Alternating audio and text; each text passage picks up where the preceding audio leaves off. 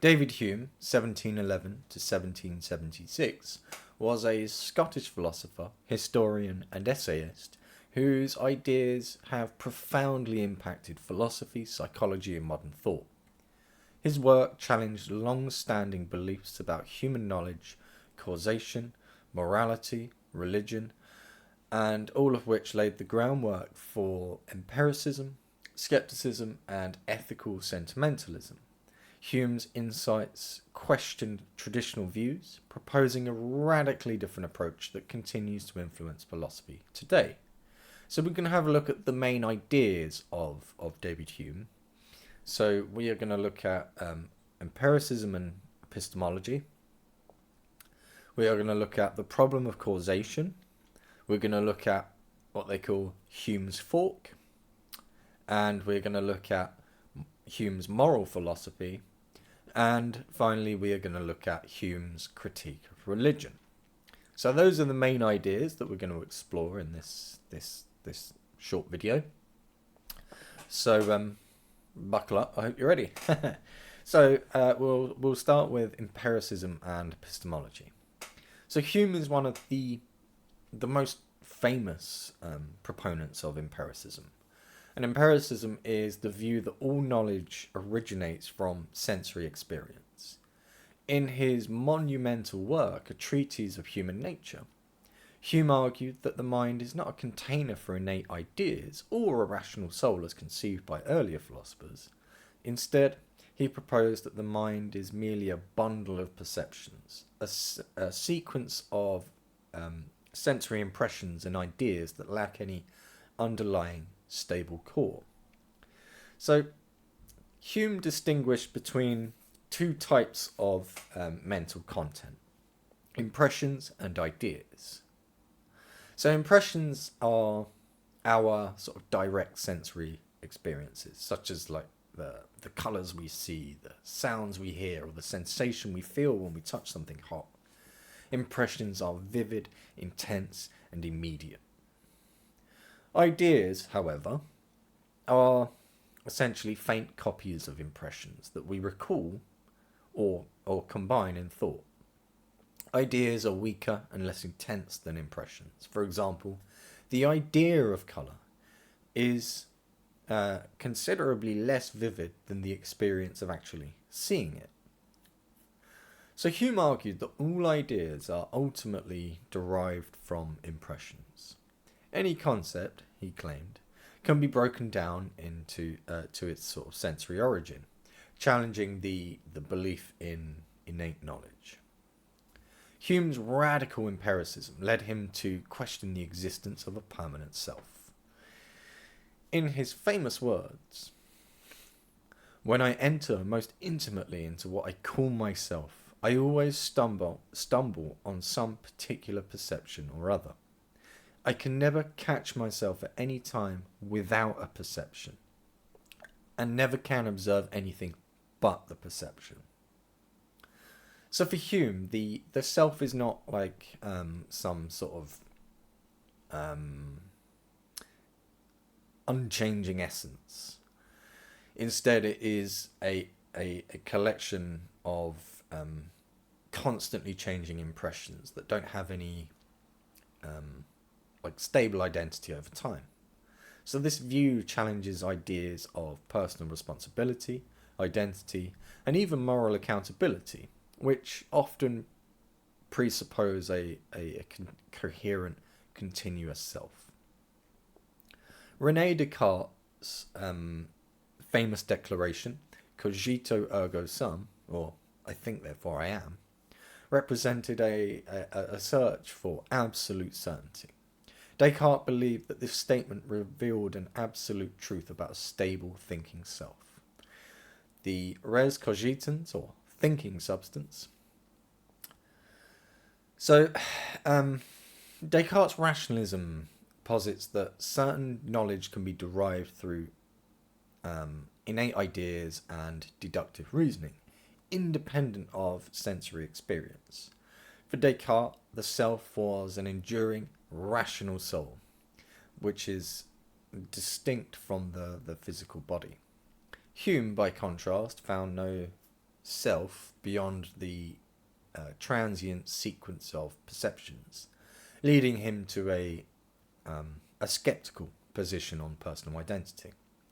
So if, for a moment, we imagine the mind as a movie, Descartes would see the self as the projector, shining a constant light through the reel of frames, i.e. perceptions. For Hume, however, the self is simply the series of frames with no projector uniting them. So this debate between Descartes' rationalism and Hume's empiricism foreshadowed later existentialist and phenomenological, I struggle to say that word, phenomenological questions about the coherence of a stable identity, and contributed to the development of modern psychology's understanding of consciousness and identity. So that's Hume's empiricism and epistemology. So now each of these topics that we're covering are deep, and really each of these ideas could do with a series of lectures on their own, but we're just doing a quick run through of them all. So now we're going to look at the problem of causation. So Hume's analysis of causation is one of his most famous and indeed controversial ideas. Traditionally, philosophers assumed causation to be an observable, necessary connection between events, a force which binds cause to effect. Hume, however, argued that we never directly observe causation.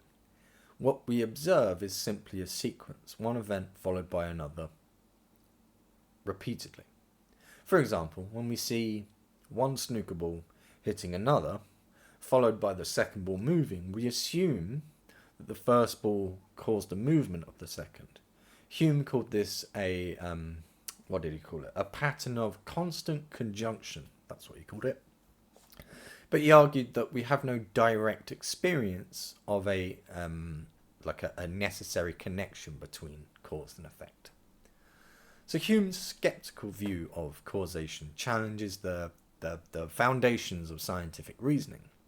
If causation is merely a habit of expectation, then scientific laws, which are based on consistent cause and effect relationships, are not certain truths, but assumptions based on observed regularity.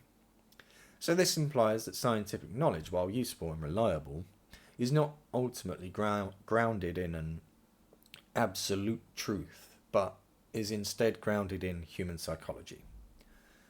Immanuel Kant was deeply influenced by Hume's skepticism about causation, claiming that Hume awoke me from my dogmatic slumber.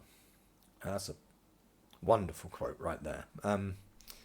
So Kant acknowledged that causation might not be something that we observe in the external world, but argued that it is nonetheless a necessary concept for our mind. Let me try that again. He argued that it is nonetheless a necessary concept our minds impose on our experiences. In his Critique of Pure Reason, which if you haven't read it, go and read it, it's incredible, Kant proposed that causation is one of the categories of understanding, an organizing structure that enables us to make sense of the world. Suppose we see a line of dominoes, a line of dominoes fall one after the other. Hume would argue that we observe only the sequence and form an expectation of causation due to habit, not knowledge. Kant, however, argues that causation is a mental category essential for ordering our experiences. Without causation, events would appear chaotic and unrelated. Kant's view preserves scientific reasoning, suggesting that causation is necessary not as an external truth, but as an inherent feature of how humans perceive the world. This compromise retains the practical reliability of science while addressing Hume's skepticism about causation. So that is Hume's problem of causation, as it were.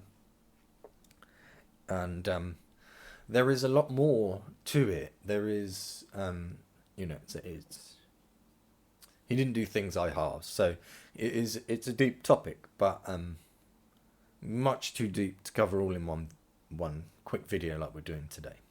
So now we're going to look at Hume's fork. What a name. So Hume's fork divides human knowledge into two categories: relations of ideas and matters of facts. So relations of ideas are truths based on the logical relationship between concepts, such as mathematics or definitions. So to use the definition one, an example of relation of ideas would be all bachelors are unmarried. These truths are necessarily true, but they don't actually tell us anything new about the world. They are what we call tautological. Whereas matters of facts are statements about the world. Statements such as, the sun will rise tomorrow. They are based on sensory experience and, therefore, cannot be known with absolute certainty. According to Hume, statements that cannot be classified as either relations of ideas or matters of fact, including many metaphysical and religious claims, are meaningless in terms of practical knowledge, as they do not provide verifiable information about the world. By dividing knowledge into these two categories, Hume restricts meaningful statements to those that can either be empirically verified or are logically certain.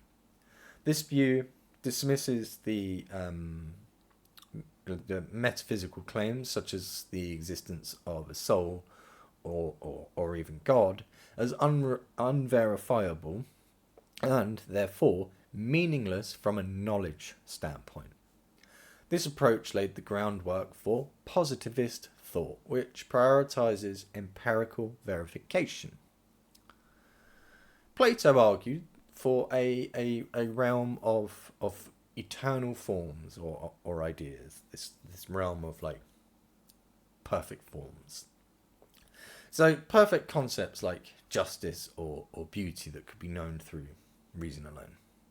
Plato's view that suggested that true knowledge is accessed intellectually beyond sensory experience.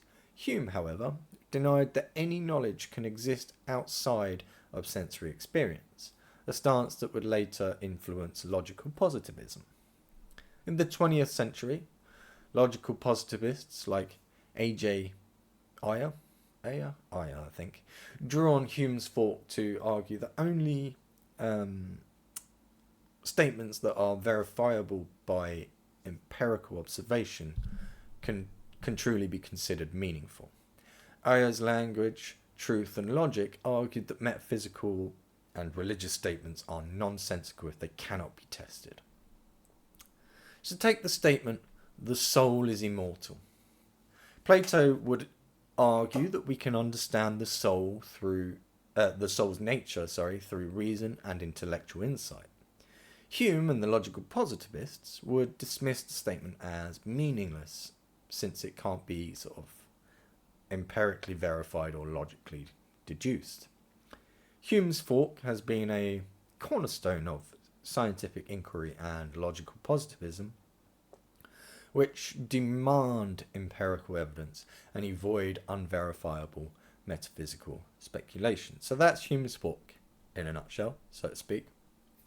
So now we are going to move on to our sort of brief look at Hume's moral philosophy.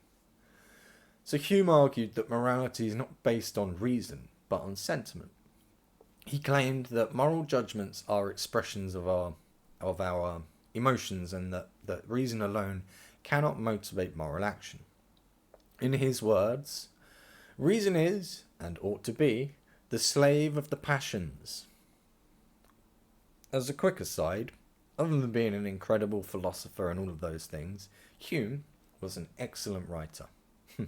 Really knew how to apply the sort of the beauty of poetry and art to the way that he described ideas. But anyway, back to what we was talking about.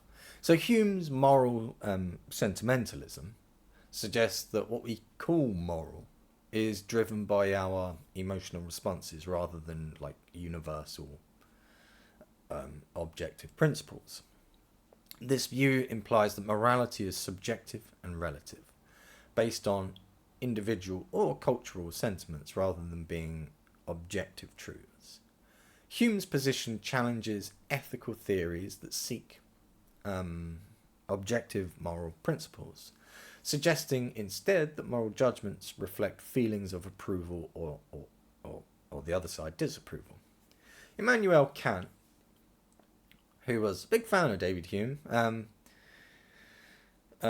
as we saw when we looked at the problem of causation, Immanuel Kant, he rejected Hume's emotion-based morality and proposed instead that duties are sort of determined by reason, that moral duties are determined by reason, rather. So Kant's categorical imperative asserts that as an individual you should only act according to that maxim whereby you can at the same time will that it should become a universal law. That was a bit of a mouthful. So that was a quote from Kant, so I'll try that again because I did stumble over that. Act only according to that maxim whereby you can at the same time will that it should become a universal law. So Kant believed that moral law is rational, objective, and universally binding regardless of individual feelings. In the 20th century, Hume's influence led to what we call emotivism, a theory that claims moral language is not factual but expressive. Emotivists like Charles Stevenson argued that statements like stealing is wrong do not convey objective facts but rather express disapproval and encourage others to feel the same. Consider a person helping a friend out of empathy. Hume would argue that this action is morally motivated by feeling. Kant, however, would say that the moral worth of the action depends on whether it was done out of duty, not just emotion. Hume's approach to morality has influenced modern ethical theories and emphasized the role of emotion, contrasting with rationalist ethics that seek universal principles. So that is a very, very brief, quick and dirty, you could say, look at Hume's perspective on morality. So now we come to the final idea that we're going to look at, and this is the idea that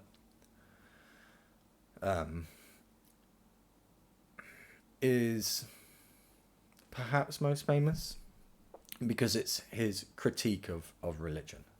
So Hume was really quite sceptical about religious claims, especially the design argument, which suggests that the complexity of the universe implies a designer.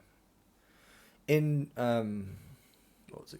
Dialogues Concerning Natural Religion, Hume argued that we cannot infer a divine creator simply from observing the natural world. He compared the universe to a growing plant, suggesting that order might arise naturally without any intentional design. Hume's empiricist approach requires strong evidence for extraordinary claims, especially religious ones. He questioned the reliability of miracle reports, arguing that it is more probable that people are mistaken or deliberately deceitful than that natural laws are violated. Thomas Aquinas argued for God's existence through natural theology, reasoning that natural observations, like causation, imply a creator. Hume countered that such reasoning is speculative. In the 20th century, Bertrand Russell echoed Hume's skepticism, contending that religious beliefs often stem from tradition and emotion rather than evidence. Aquinas might argue that a garden's order implies a gardener, suggesting a divine design in nature. Hume would counter that natural processes could produce such order without a designer. Hume's critique paved the way for secular approaches to religion, challenging religious claims to the same evidential standards as science. David Hume was a groundbreaking philosopher whose ideas on empiricism, causation, morality, and religion have profoundly shaped modern thought. He argued that all knowledge comes from sensory experience, challenging traditional beliefs in things like innate ideas and stable personality. Hume questioned the nature of causation, suggesting it's a habit of expectation rather than observed fact, a view that influenced philosophers like Immanuel Kant. In morality, he claimed that our ethical judgments stem from sentiment, not reason, paving the way for emotivism. Hume also critiqued religious beliefs, emphasizing the need for evidence and scepticism, which helped inspire secular approaches to religion. His legacy continues to encourage critical examination of knowledge, belief, and values. So that is a summary, essentially, of the philosophy of David Hume. And David Hume is, in some sense, he's like an anchor point, because it's kind of like the beginning of the Enlightenment period. So if you have the opportunity, go and read his works, because his ideas are vast, they're complex, they are beautiful, they're poetic, they are profound, and so on. And perhaps more importantly than all of that, reading through his ideas will enable you to see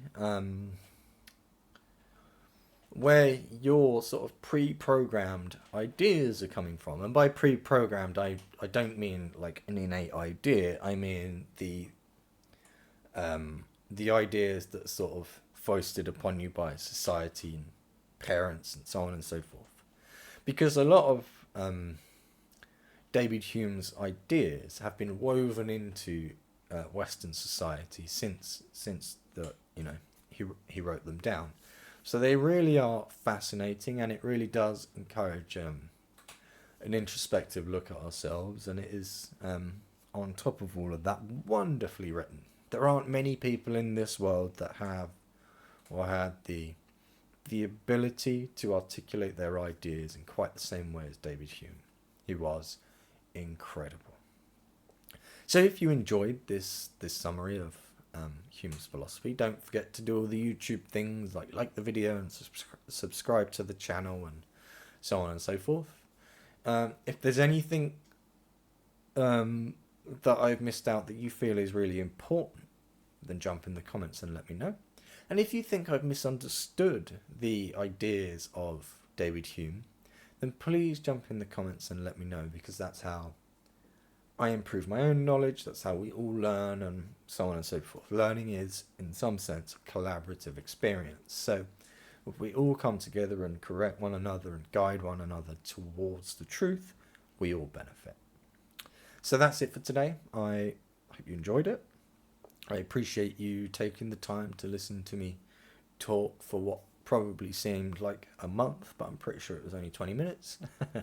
So thank you very much, and I very much look forward to seeing you on the next one.